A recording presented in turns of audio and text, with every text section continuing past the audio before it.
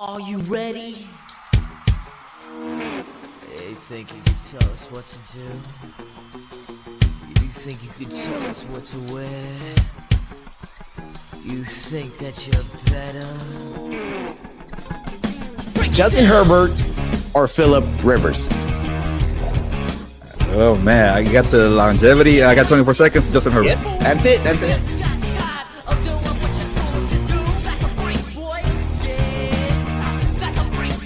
Freddie, did you really want to be a Dodger? Did you really want to leave the Atlanta Braves after winning a championship? No. Welcome to the show, my guy. What's up, Fredo? How you doing, my man?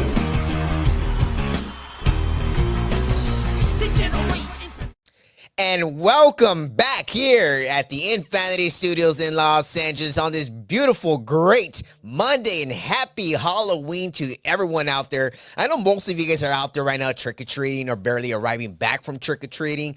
But hey, I'm here live. I mean, it is going to be a very exciting show, so make sure you guys have a seat. Sit down and relax, grab some peanuts, grab some wine, grab some beer, grab something, because it's going to get very, very interesting. The Lakers, the Dodgers. I have not even talked about the Dodgers. I have not been in the studio, all right? So now I'm going to talk about the Dodgers. I'm also going to talk about the LA Rams, who are just awful. Got their behind beat down by the San Francisco 49ers yesterday at SoFi Stadium. And it was not beautiful. It definitely was not beautiful because Sean McVay, head coach of the Rams, had a couple interesting things to say, which I'm going to start with football. But I also want to let you guys know, of course, the MLB World Series is going on right now with the Houston Astros. And, I mean, I don't even know if the Philadelphia Phillies belong here, but they're here. And they actually won Game 1, and the series is tied 1-1 apiece right now. So it's going to be very interesting what's going to be happening there. But in the NBA world, I mean, the Lakers have not had the start they've been looking for. And I don't even think they've been looking for this type of start, but it just happened. A lot of people are getting a lot of different type of heat, whether it's Jeannie Buss, the ownership, or whether it's the players, or whether it's one player, which a lot of people like to point the finger at number 0, Russell Westbrook, which is not the man in fault. All right. I'm going to go ahead and talk about that a little later today, but let's go ahead and get started a little bit of football. All right, guys, of course, right now we are finishing down with Monday Night Football. I'm going to give you guys a little more updates once we get through the show here. But let's go ahead and start off with our local team here in Los Angeles in the Rams.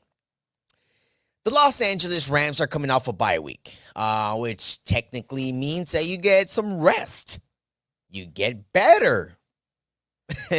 It's not the case for the Los Angeles Rams, which they came into SoFi at home against the Niners, who just acquired Christian McCaffrey without Deebo Samuel in this game, and they come in and they beat down on the Rams. We know that the San Francisco 49ers owned the Los Angeles Rams during the regular season. Last season, beat them 2-0.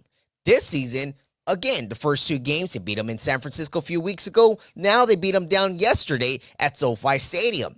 We know that the San Francisco 49ers went all out. Just a few days ago, of course, the NFL trade deadline is tomorrow, Tuesday, all right? Tomorrow is a trade deadline for the NFL, so there is a lot of pieces going to be on the move, all right? So keep that in mind because there's one specific piece that the Niners went all out on, and, I just mentioned his name, Christian McCaffrey, who, the Niners gave up about 4th-round picks, and it's something they had to do in order to make some sort of push late in the season, because last season, if we recall, the Los Angeles Rams were the team out there making moves, acquiring Odell Beckham, getting Von Miller, trading all these draft picks. You see Les Snead, the GM of the Rams, wearing that T-shirt, said, F those picks.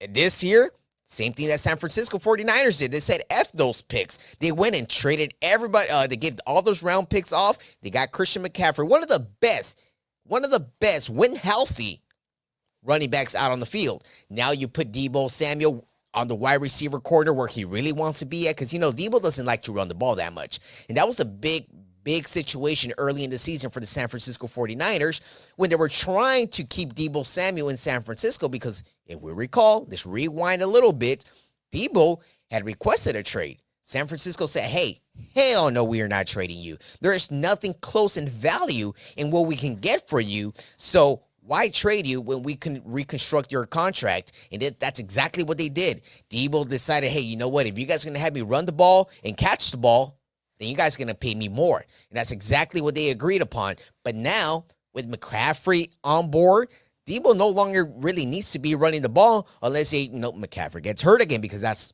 what he normally happens to him. He gets hurt. But the Niners did their thing.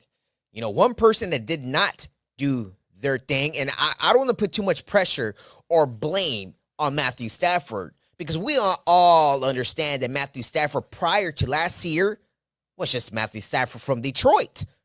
Plain and simple. Just a man from Detroit. He reminds me of like Pau Gasol. When Pau came to the Lakers in 2008, prior to him being a Laker, he was just a Memphis Grizzly. No one really cared about Pau Gasol. No one really knew who he was. And if they did, they didn't know how great he was until he became a Laker. He was teammates with Lamar Odom and Kobe Bryant, making it to the NBA Finals and losing to the Boston Celtics. But Matthew Stafford kind of reminds me of the same thing. He was great, talented, lots of years with Detroit, and nothing but failing seasons. Came to the Rams last season.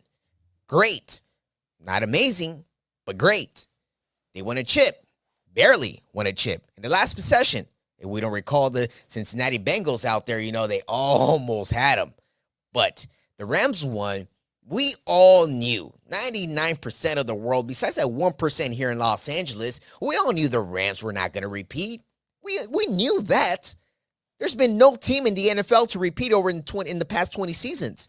So we know how difficult it is for any given team in any sort of sport to repeat. But in the Rams situation, you look at Sean McVay. You look at the leadership. When you're in a bye week, how can you come out like this? How? It's ridiculous to see that in the last 3 quarters, you only score 7 points. If you are the defending champions, you're at home after a bye week against your rivals, and you only score 7 points in the last 3 quarters of the game, that is awful. That's bad. Sean McVay, late in the after the game press conference, he was like, hey, you know what? I'm talking to my guys right now, and that's the way Sean McVay talks. I'm sorry, but he's just like, hey, I'm talking to my guys right now. They're happy. We're good. We're looking into next week. What the hell's that? What? You're looking into next week? You're just going to forget what happened today? Or you're going to forget what happened last night? You cannot just forget a beatdown against your 49ers, especially Kyle Shanahan, a guy that, McVay is very close to. So the Rams are 3-4, very bad, under 500 after a bye week. That is very, very bad.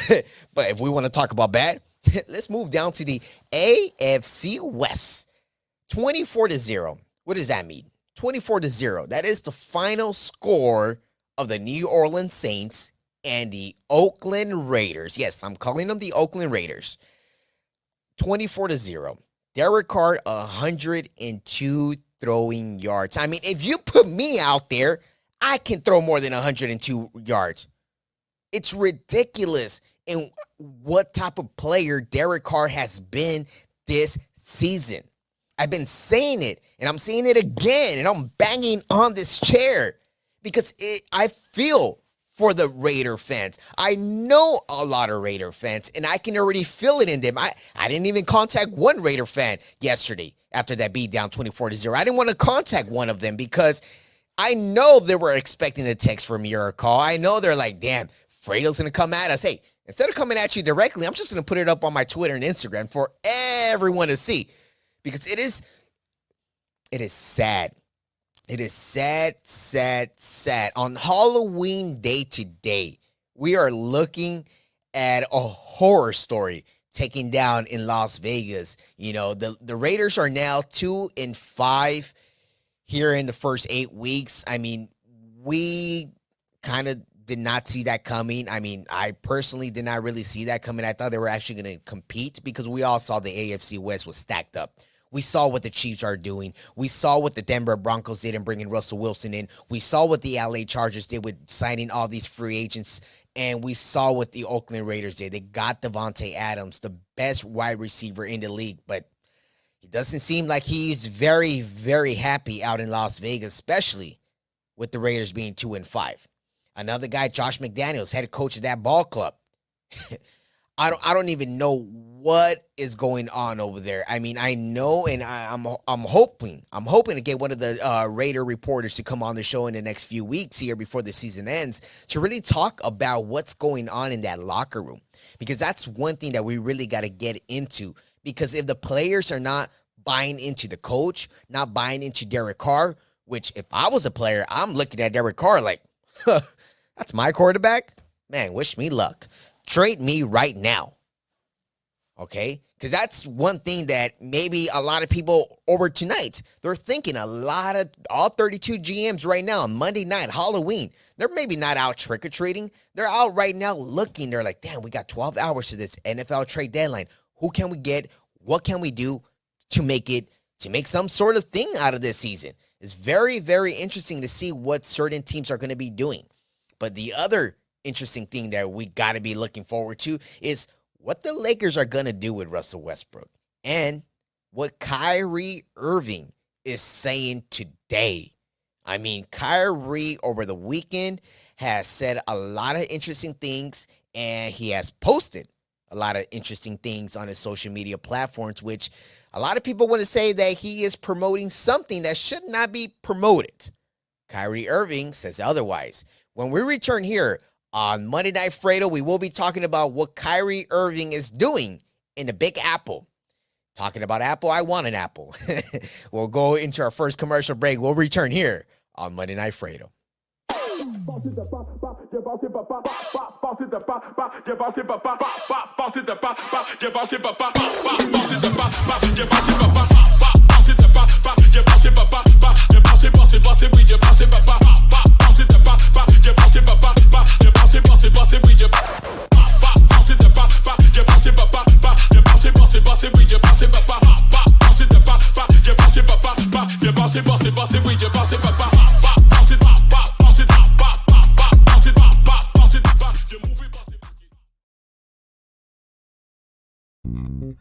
United One Protection Services. With over 30 years of experience, United One Protection Services has more expertise and knowledge than the other security companies combined. Residential, commercial, municipal, or institutional, United One Protection Services does more than just security. We protect your livelihood. United One Protection Services.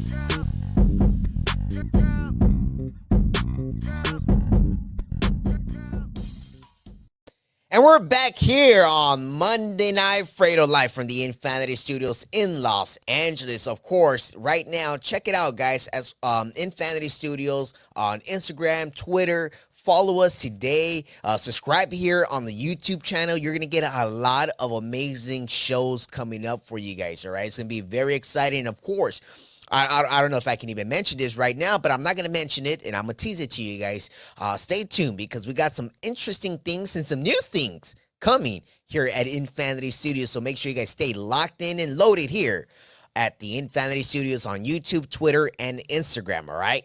But another thing, and it's very interesting to see that this certain player has been getting kind of, I don't know if he's kind of being disrespected in a way, or is he being disrespecting? Is he disrespecting other people? This young player that goes by the name of Kyrie Irving.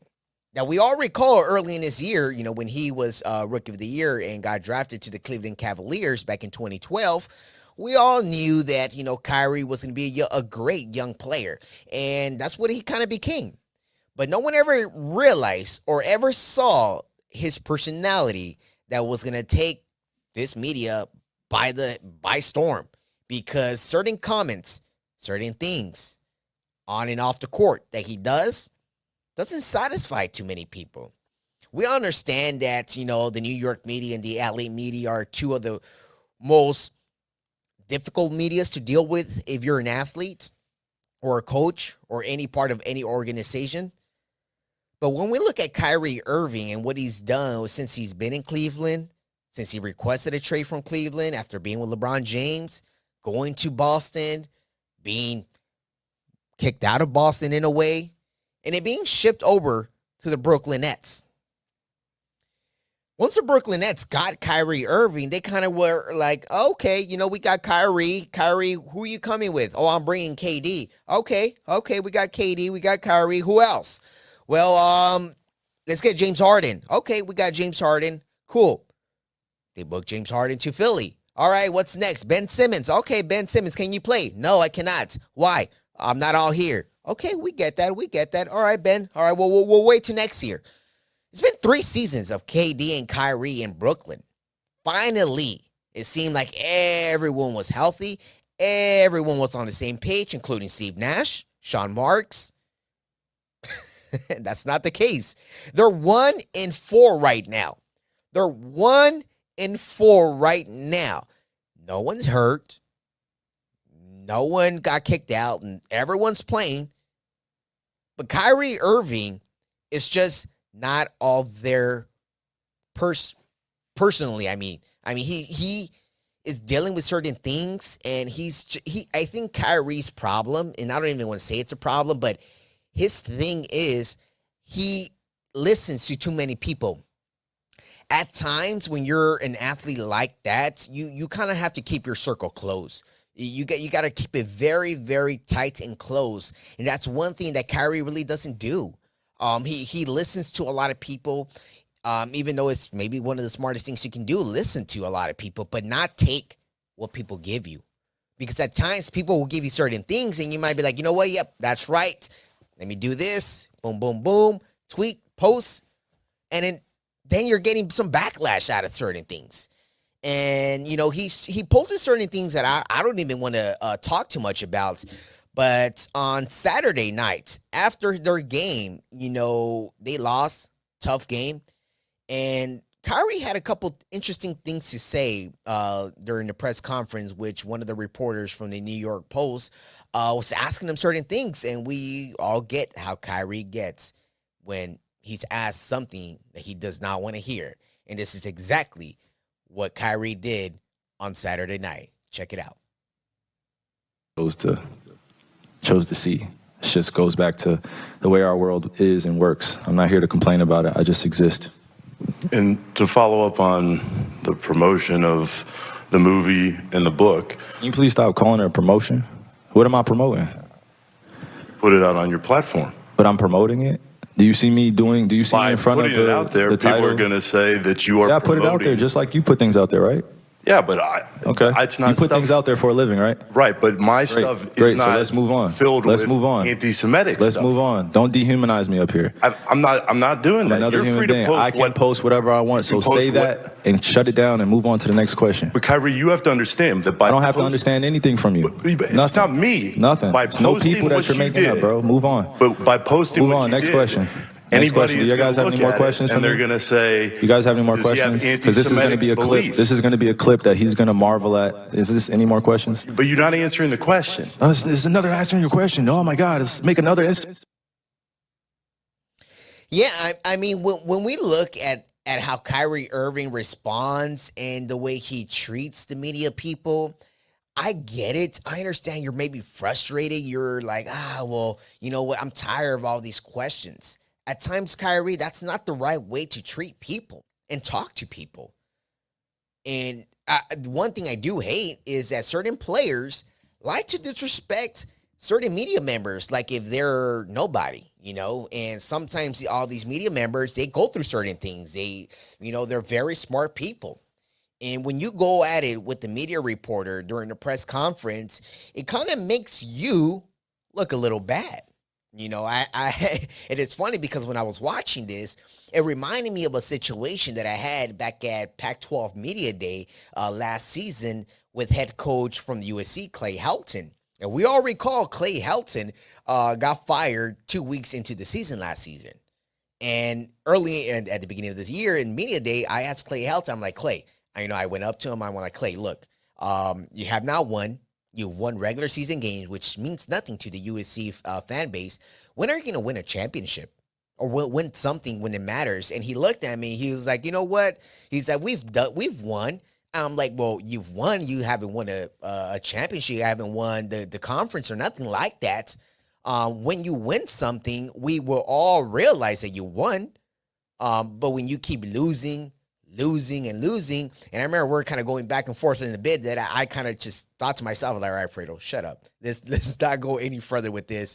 But when you go back and forth with certain people like that, sometimes it's like they don't get what we're trying to do. Like we're trying to get answers from you. And when you just go around the question and just it's something that you don't want to hear, it's like, please just say, it's better off saying, okay, no comment. You're better off saying that than doing what you're doing right now, Kyrie. So if I was you, Kyrie, I know you went to Duke, very great school. And I know that certain college players, when you're in school, you got to go through certain courses and learning how to, communication and all these certain things that maybe you did not do. But I wish Kyrie for the best of you, for the best of Brooklyn, please quiet all these things down. Stop posting certain things and just focus on the goal, which is not being 1-4. All right. So I love Kyrie. Kyrie, I like you as a player. You're a great guy. But those little actions just got to stop. Plain and simple, got to stop. And another thing that got to stop that's going to get me very angry. I'm upset because, honestly, Saturday night, I spent about 30-some minutes. I spent a long time on Twitter and Instagram replying to people that I finally got the chance to just sit down and reply to people. And certain replies weren't so nice. But I posted something on Friday night after the Lakers lost in Minnesota. I posted something after the Lakers lost in Minnesota Friday night and they were 0-5. I said, hey, Russell Westbrook's not the problem. LeBron James is not the problem. Jeannie Buss is not the problem, which I know Sim stuff from Profanity Nation said that Jeannie Buss was a problem. She's not the problem. Rob Pelinka's not the problem. Who am I missing? Who's the problem with the Lakers? Go ahead and stay tuned. When we come back, I'm going to let you know who the real problem is with the Los Angeles Lakers. We'll return here on Monday Night Fredo, live from the Infinity Studios in Los Angeles. I'll see you very soon. Spooky season, Halloween night, will return. Profanity Nation. A podcast for the fans, by the fans. Dive deep into the topics the other shows miss. Raw and uncensored. And he's going to play team ball. His legacy is at stake. Rare, hard-hitting interviews with players, coaches, and you, the super fans. I'm not hating. I'm like, okay, cool. Good. 3 championships in 5 years. He's more than good, bro. Profanity Nation. Listen live or subscribe on your favorite podcast platform. Powered by Jesse Brown of Keller Williams. Hey guys, you got to check out the Pure Life Alternative Wellness Center. It's a family-owned and operated pre-ICO, Prop D compliant, and recreational collective serving Chatsworth, the San Fernando Valley, and the surrounding Los Angeles areas. They offer discounts for all our veterans and seniors 55 plus, as well as first-time patient and referral discounts. You can order online at purelifesfv.org. That's purelifesfv.org. Yes, ladies and gentlemen, we're back here on Halloween night in Los Angeles, live from the Infinity Studios. You are watching Monday Night Fredo. Right now, before we went to commercial break, I told you guys, hey, we understand Rob Pelinka's not the problem. Jeannie Buss is not the problem. LeBron James is not the problem. And clearly, Russell Westbrook is not the problem. I'm maybe one of a few here in Los Angeles, or maybe not in Los Angeles, all over the world, that believes that Russell Westbrook is not the problem, because 99.9% of everyone thinks that Russell Westbrook is the problem with this Los Angeles Lakers team. We understand that yesterday's game, when they were playing Denver at home, was a very, very great game. Amazing game. Everyone all around. One thing that pretty much surprises me is how great the Lakers have been on the defensive end. I mean, if you're good on the defensive end, that's good. But what about the offense? It's two sides of the ball here. The offense has been horrendous, has been awful, has been, oh my God, it's been bad. It's been ugly, scary. The Lakers' three-point shooting is one of the worst in NBA history. So when we look at that and we hear it like that, we're like, wow, they're bad. Yes, I can say they're very, very bad. They looked pretty good yesterday when they were playing Denver, but there's one person that I have not named that is in fault of why the Lakers had to start the way they did. And that's Darvin Ham, head coach of the Los Angeles Lakers. First-year coach. I personally think, and I said this early on, and I'm on record saying this, that when the Lakers signed Darvin Ham, I said it, I'm not a fan of this. Why in the world would you sign a coach with no experience as a head coach? I mean, he has lots of experience as an assistant coach, not as a head coach. Why would you waste LeBron James' last years of his brilliant career with Darvin Ham? Why?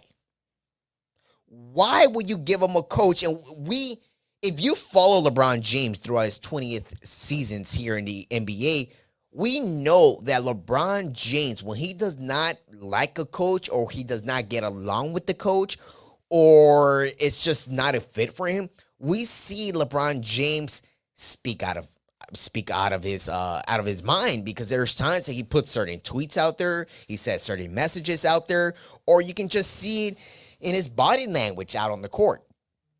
All right? But Darvin Ham has been making some very, very, I don't know how to say this, but he's made some calls out there. He's pulled LeBron James. I mean, you're up 5 points, fourth quarter, 5 minutes remaining. If you're winless and you're up by 5 in the fourth quarter with 5 minutes remaining, why take LeBron James out? If I'm trying to win and I know that I'm winless still and I'm up in the fourth quarter with 5 minutes left, I'm up, why take LeBron James out of the game? And they asked him that question at the end of the press conference after they lost the game. Why did you take LeBron James out at this crucial time? Well, I thought LeBron needed a quick rest. Are you stupid? I'm asking you. Because if this is like a game 7 for you, you should treat every game like a game 7. It's funny that you don't see it that way, Darvin Ham. It's ridiculous. You got to win the game. Why take the greatest player of all time and you bring somebody else in and then you lose the freaking game? That's what's irritating. That is not the first time that's happened, though. A lot of times. And, of course, we see the situation that's happening with Russell Westbrook, and this is where I'm going to finish off the show with. There is certain things that Russell Westbrook did on Friday night against Minnesota. We see this clip right here of Russell Westbrook running up and down the court, making the right passes. He is doing everything that he can when he's given the opportunity. We see Russell Westbrook rebounding the ball. He's going full speed to the other side of the court. He's scoring the bucket. This is the Russell Westbrook that we all know of. This is the MVP back-to-back years, Mr. Triple-Double. When Russell Westbrook is given the keys, he can drive the vehicle. He can drive it across town. He can drive you from LA to Minnesota in 24 hours. He can do that because he has a type of motor. He has a type of mentality. My thing that is frustrating with me is that if you're trying to get the best out of your players, Darvin Ham, use your best abilities to win the game. In this case, what you got to do is you got to take this back to the basics. Like, I'm serious. Like, right now, like, I wish I can call Jeannie Buss and be like, hey, Jeannie, get me out there. I'll get back to the basics. I got a point guard. I got a shooting guard. Lonnie Walker, amazing. I got LeBron James. I got Anthony Davis. You give me Jones off the bench to play center. We're going to stick to the basics. We're going to play 1990s basketball here. Get the point guard to be actually the point guard. This is not where you're going to have your forward who's in his 20th season, who's on his last leg, be the point guard and spend so much energy. That's very frustrating. So Darvin Ham, get your ish together and do something amazing before something really happens to you. You don't want to be Mike Brown. You don't want to get Mike Brown. That's a new thing. You don't want to get Mike Brown, Mr. Darvin Ham. You definitely don't. All right, because I understand, Darvin Ham, you had a great game yesterday against the Denver Nuggets. It was great, amazing. You got to give you props. But that's one good game. One good game. So it's going to be very interesting. It's going to be very interesting in this NBA world, especially between the Brooklyn Nets, how bad they've been, the Lakers, how bad they've been. They both face off 2 Sundays from now here at the Crypto.com Arena, November 13th in Los Angeles. We got the Brooklyn Nets and the Los Angeles Lakers. A game that we will all be like, whoa, you both are bad. All right, guys. So make sure everyone stays tuned. Next week, Monday Night Fredo is going to be a great show. And hopefully the Lakers have more wins than they do today. All right. Hopefully. That's what we all hope for. All right, guys. And everyone, make sure you guys all subscribe. Follow the Infinity Studios here on YouTube, Instagram, and Twitter. And again, don't forget to follow me on Instagram and Twitter at Fredo Cervantes, FREDO CERVANTES. It's right here down below. You see it right there. All right, guys. So make sure you guys all check that out. And let's see what the Lakers do. All right. I'll see you guys next Monday, live from the Infinity Studios here in Los Angeles. See you guys. Happy Halloween.